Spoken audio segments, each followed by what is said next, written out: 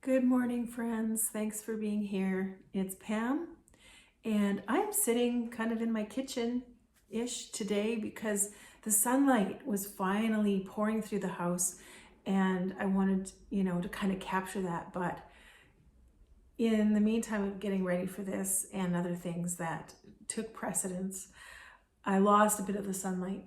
But anyway, that's why I'm here.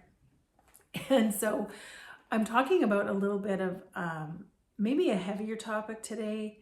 And I would love to talk about lighter things, and I do sometimes, but it's just been on my mind how we continue to go on even when life happens, even when terrible things happen, even when we're struggling, when life is less than ideal.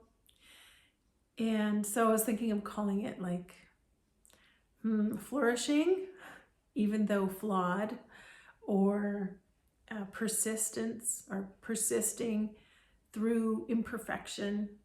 And if you're kind of an idealist like me, I tend to see things very ideally, and it's hard for me to carry on when things are less than ideal, but that's just life, right? Even this house, I've lived in a lot of different houses, and I've fixed a lot of them up to come up to some kind of ideal. This time I kind of entered this house in a state of burnout, and I'm kind of at the point where if things work, I'm just going to leave them. But I've noticed since I've had a little more margin in my life and I'm settling in, I've noticed that things are starting to bother me again.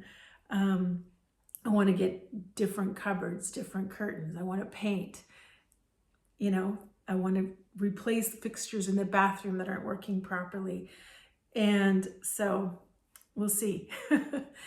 But the idea of persisting, even though things are hard or less than ideal, is what being human is all about. It's just the human experience.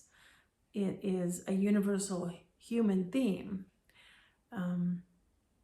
And sometimes we go through really tough times. I have my little notebook here, so I thought I'd just read a little bit so I can stay on track.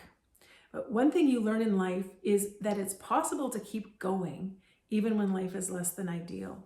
People with chronic illness, mental health diagnoses, physical limitations, even people in wheelchairs prove every day that we can carry on in spite of the most adverse of circumstances. We keep going, even in brokenness, in pain, with illness, with heartache. And sometimes we learn that we can go on, even when we're quite young. Maybe we come from a broken family. Maybe we struggled in school. Maybe we experienced a loss. Even the loss of a beloved pet. Those things that take away your childhood innocence. And you feel like your world is shattered and everything's ended. But somehow life goes on, right? And I was just thinking about how amazing it is, how resilient humans are. Sometimes we do come to a standstill, or things do stop. Sometimes we don't want life to go on, and that can be really hard, but it still does.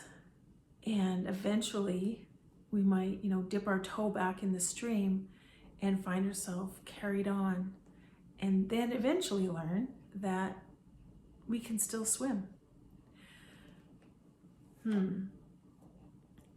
So I was thinking about Terry Fox, who had cancer and ended up having an artificial leg, and he still ran, all the way across the nation.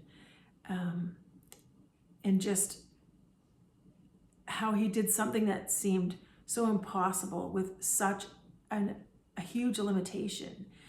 And I think my point is that as an idealist, I want things to be perfect before I can do it. I want, you know, life to work out, things to make sense, and then I feel like, okay, now I can do it. But all my life, it hasn't been like that. All my life, there have been hindrances, personal struggles, you know, things that I deal with on a daily basis that kind of threaten to hold me back, and yet somehow we find the strength to just keep going on. And some people tend to coast sort of gently through life for a while, and then something might knock them out of the park, right? Like not knock them out of the park. What do I mean? That's the wrong analogy. Something might knock them down. Maybe the teenage years hit with, you know, a particular pain and frustration. Maybe parents divorce, all kinds of tragedies that might happen, and something shatters their peace, and the challenges suddenly overwhelm us. Kind of like that movie, I don't know if you ever saw it, Girl Interrupted, with Angelina Jolie and Winona Ryder. It was a tough movie to watch, but sometimes our lives get interrupted and we can continue on or stop, right? Maybe there's a pause, and then we learn to get started again. We adapt. So I've struggled with being really idealistic all my life, and there's nothing wrong with being idealistic. The trouble is that in this world, you will have trouble, right? Like the Bible says. And can we keep going? Can we go for our goals, our dreams?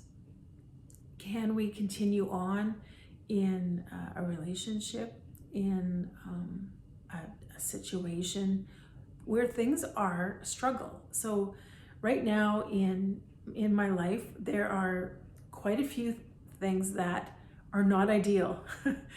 And when we moved back to my hometown, we kind of knew, like, there's going to be things that are tough. This might not be the best move, but all in all, we felt like it was the right thing to do, and we went for it. And one by one, it was kind of like all of these ideal pictures of what we thought life could be like have crumbled, right? With all kinds of different stresses. And yet we keep going. And we have, when I say we, I mean my husband and I, Dylan, we try to encourage each other to look at the positives, to look on the bright side, to have hope, to make plans, and not to get bogged down in the fact that things are hard in a lot of ways. So just gonna take a look here, find my spot. When you're young, you sometimes think you have the ideal family, but eventually you hear stories, or you hear someone talking about grandpa and he did this and he did that, and you realize, well, maybe grandpa isn't this wonderful man, this wonderful person that he is to me. Maybe he wasn't always that way. And it's just what we go through as humans. The ways in which we learn to live, to thrive and flourish even with these burdens that we carry. So it's like we're burdened down, and maybe we're, you know, dragging something along with us, but we keep going. And so I just want to encourage you and, you know, anyone who watches this, that you can continue on even though things are hard. Sometimes it might mean you have to take a break. Sometimes you do need to talk to someone, get help.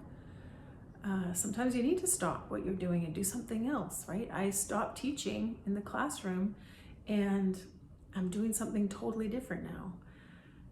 And that gave me a little bit more of a strength to carry on. Somehow, knowing that other people are fighting battles too really helps me. And I bet it helps you too. That saying, everyone is fighting a battle we know nothing about.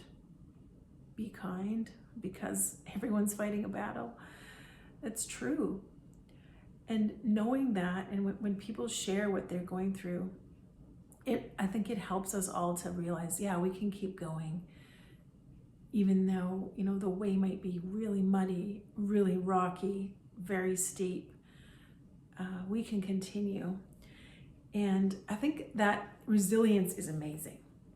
And from a humanist perspective, I think that human resilience is looked at as why we don't need God. For me, I know that God has been working even when I couldn't see it. There are so many ways that I have found out later in life how God was working behind the scenes. And sometimes we can be like toddlers, or kids in the store that you see having a tantrum, throwing a fit because they want candy or they want a toy right now. And the parent knows what's best for them. And yet, it's hard not to question. And I don't think, I think we're allowed to question and say, why did this horrible thing happen to me? Or why am I struggling so hard with this? Why, God? There are so many examples in the Bible of people who asked God. Job, Moses, David, and yet there are other verses where God says, "Who are you to question me?" Right? I know how much God has been working, and I want my prayers answered now. I want things to be done in the way that seems right to me, and I'm learning to trust. I'm learning to trust that He knows. He knows me. He knows best. He sees what I can't see. I wanted to Job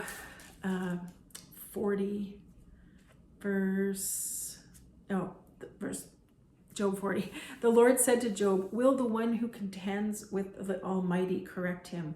Let him who accuses God answer him." Then Job answered the Lord, "I am unworthy. How can I reply to you? I put my hand over my mouth. I spoke once, but I have no answer. Twice, but I will say no more." Then the Lord spoke to Job out of the storm. "Brace yourself like a man. I will question you, and you shall answer me. Would you discredit my justice? Would you condemn me to justify yourself?" It's so rich, the book of Job, because Job and God are going back and forth, right? And I think that sometimes we want to choose a really trite answer and say, "Oh, well, you just never question God." I was just looking for Job 19:25, one of my favorite verses. He says, "I know that my Redeemer lives, and that in the end He will stand upon the earth." So there's a lot more I could say, a lot more verses I could read about God and His work in our lives. And if you're not, a believer in God, that's, you're welcome here. But in my life, even though things have been less than ideal in a lot of ways, I've learned to persist even though things are imperfect, and I don't take all the credit for myself. I know that God was working behind the scenes. I know that He helps me every day, and He is there for us, and He does care for us. Well, I hope that you enjoyed this in some way, and it wasn't too heavy. It's pretty much like the philosophy of life, though, right? And God's who is God? What is the meaning of life? All of those things. But on the daily, in the daily grind, having the courage, the resilience to just get up anyway, to keep going anyway, to go for that walk, or for me, do that piano lesson anyway, even though there's a string in my piano that had to be repaired, is, it's just life. I hope you have a great rest of your day. Thanks so much for coming by. And maybe join me on Thursday for a Thursday coffee chat. And I'll see you again soon.